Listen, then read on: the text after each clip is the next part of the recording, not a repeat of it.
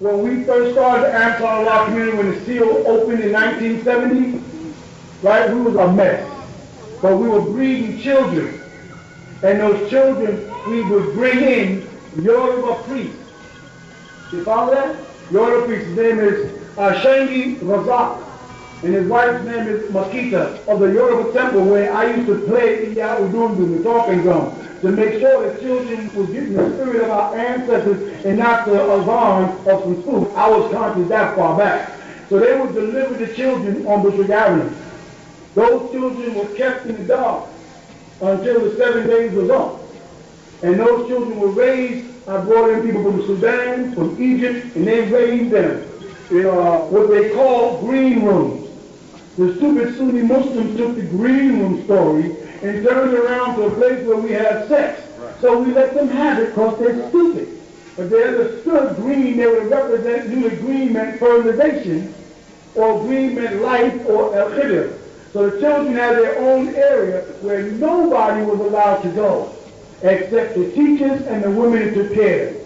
The parents would get mad, a lot of brothers and sisters would get mad at the Ansaaru Allah Community, because they would say, we are separated from our families and so and so and so and so and so. And they were mad at me. And I was saying, then leave. And then they told me out. And I was saying, you are not going over there to kids and niggifying the kids with your nigger attitude, smothering them in candy. They lived on natural food, no flesh. They didn't watch crap on television. They wasn't allowed to listen to American music. They only got, all the films they got was imported from Arabic-speaking countries because they were merged in it. They learned nothing but the Nubian culture. You follow? You know what happened? Yeah, that's right. Scratch that big old head. You know what happened? I called my son like this. Because you know what happened? People came in, women, with a better education than I, and kept saying, John, as Imam Issa, these kids gotta learn English. They live in America. I was like, our plan is to go back home to Sudan. We're getting out of here. We don't need English. Not the kids don't, we do, to take care of business. Brothers on the streets are begging, we're peddling, we're selling incense, we're doing everything we can.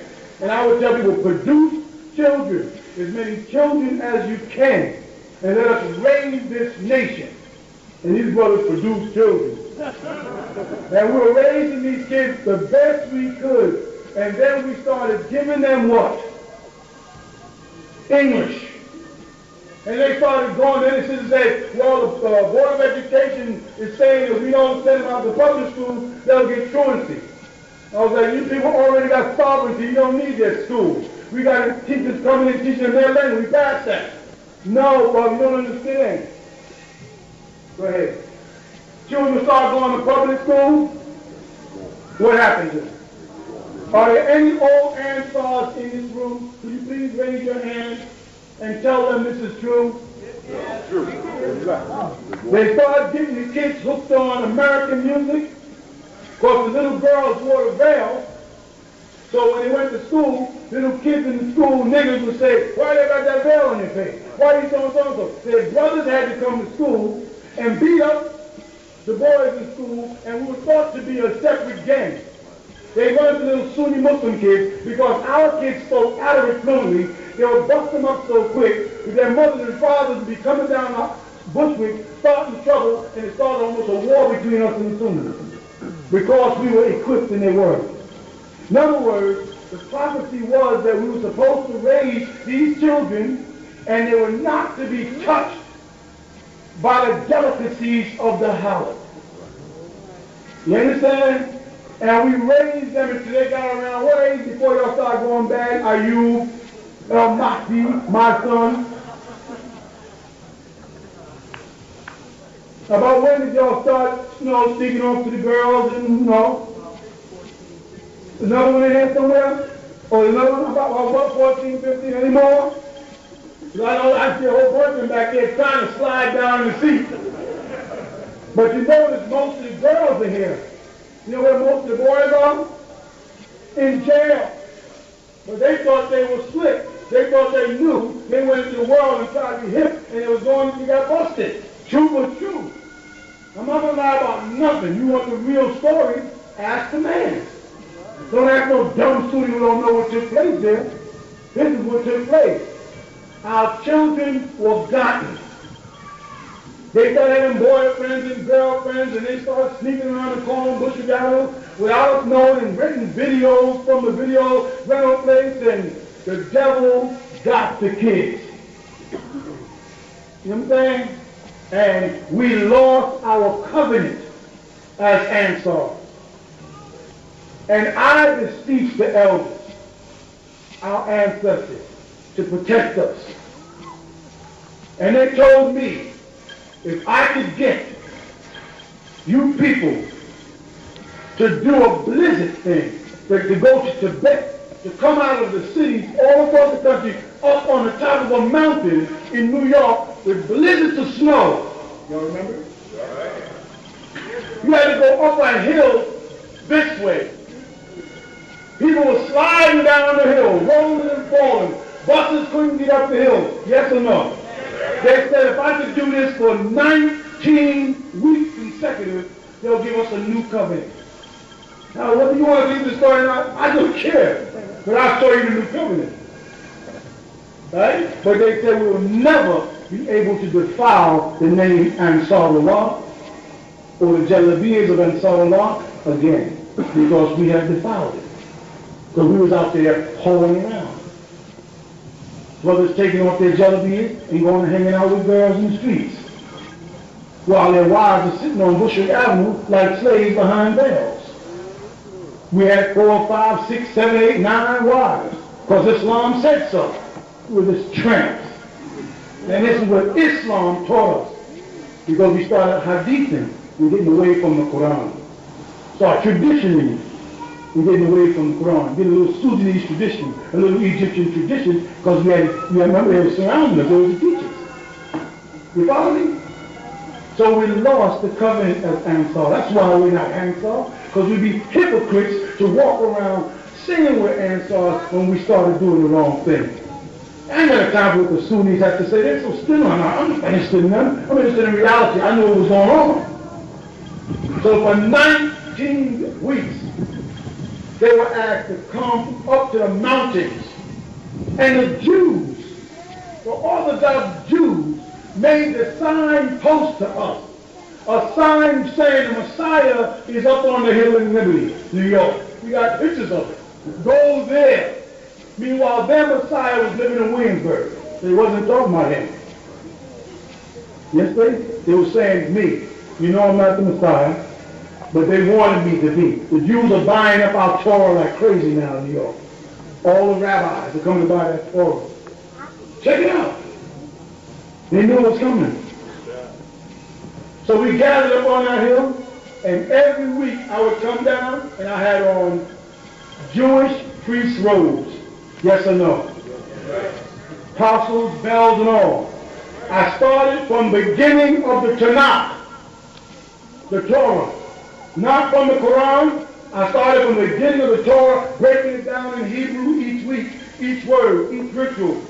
Yom Kippur, Rosh Hashanah, Pesach, on all of the Shabbat. We kept all of the sacraments. They said go back because you had defiled Islam in its pristine purity, you phony Ansars.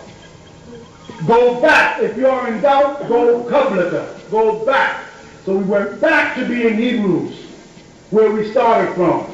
And we put on what they call a yarmulke. And everybody put on their robes, Israelite robes. People say, here they go changing again. We laughed, because they had no idea what was going on. Because they wasn't spiritually in contact with the ancestors, so they didn't even know what was happening. They just learned, you're changing the name. Now you're Rabboni. Rabboni and Imam is the same thing. They're both leaders, stupid. You with me? So we did all of the Hebraic principles for 19 weeks. I mean, through rain and hail. Now, who was there? Oh, a lot of people. Wasn't it something? And at the end of the 19 weeks, I was supposed to bless the land by bringing in the shamans of the Native Americans. I put out the King of Ben York amongst all the Native American tribes. as chief black eagle, and all the chiefs came up on the land. And they dug the fire, the hole, and they started going by, and they turned on fire. And each of the, what they call shaman of each tribe, came and stopped before all of us sitting out there at night, on the night side, and they told us the story of ourselves. They said, we've been waiting for Black Eagle to come, because the White Eagle has pushed the brown and red eagle into the sea. And the only one that can pull us out is the Black Eagle. You know what they told us? Right. We've been waiting for you people, the Native American tribes, they told me. They were all kind of gifts, horses, you name it. Is this right? Am I lying now? For the people who was there, is this true? And I told them, well, from henceforth, y'all, no more stepping on toes. I got to start stepping on people's heads. And they're going to hate me even more, because now it's my turn to ask them questions. Let me see if they can answer. Because we had finished it. They said, complete that, you will reinstate your covenant. But I cannot produce defiled people. Part of our doctrine in Ansaaru doctrine, and you should get me in trouble, is women that are not virgins cannot have wedding ceremonies. That was Ansaaru doctrine. And they used to get mad at me. Well, I converted and I'm not a virgin. I say, well, then you can't get away, because the Quran says you have to be bikr. Arabic word for virgin. That's the Quran. We live by it. You can't change that just because you converted. So you know you cannot have a nikah. You cannot have an Islamic ceremony as if you are bikr. Have on pure white and go through the rituals as if you're a virgin and you're not. I will not help you defile it. You understand what I'm saying? I won't do it, man. And I got called all kind of names for that too. See, a lot of the slanderers and the gossipers in the street were ex-Ansaars were mad because of the things I would say, because I say, I'm sorry, I ain't got that kind of power. I'm not going to let you mess it up and then say, you know what I mean? That's not it. I'm not going to let this happen. We're going to stay strict to this. So-and-so. But I said, well, I put brothers on at nighttime. We would have a family meeting every night. Yes or no? Everybody was coming to a room, there'd be a mic, and all the brothers had to go, come up, and brothers and sisters would say, that nigga was out on 42nd Street. I seen him take his jelly off. He was holding on 42nd Street with some girl, and we would feel every night, and people were getting mad, they were getting corny, and they were leaving the house and going out and joining the Sunnis and creating stories. And the Sunnis needed a story, and these guys needed a place to make salah, so if they went there and told them stuff about me, it made them welcome. Tell us more about Imam Issa. Tell them all these people are looking for is a place to go hang out, to pray. That's all right, because the truth will reveal itself in time. In that time we're in, it just reveals itself. You see? So what happened is, they succeeded. I had a big house looking down off the hill. They sit there, look at them, and be talking to my wife and my daughters. I'm like, look at this. These niggas were sliding down the hills, rolling, but they were climbing the hill. I seen brothers pushing buses up the hill. I'm like, this is so deep. Bus slide back down, they push it back up. Slide back down, they push it back. I was like, this is fantastic to see Nubian brothers and sisters doing this. I mean, snow up the hill. I ain't talking about my blizzards. You go up to the Catskill Mountains, you find some snow. That's the ski resort. But they did it. And when it was over, and after the shamans left, then I raised my hands to the sky and said, did we succeed? And they said, yes. Do we have a new covenant? They said, yes. Go to the next level. I'm like, next level? I thought Islam was the highest level. Said no, Islam is just the third school. Go to the next level. And we're in the next level. And do we have a new covenant? Yeah. Do you see a new community? Yeah. Do you see it growing out of nowhere? Yeah. Most imams can't get one community started in one lifetime.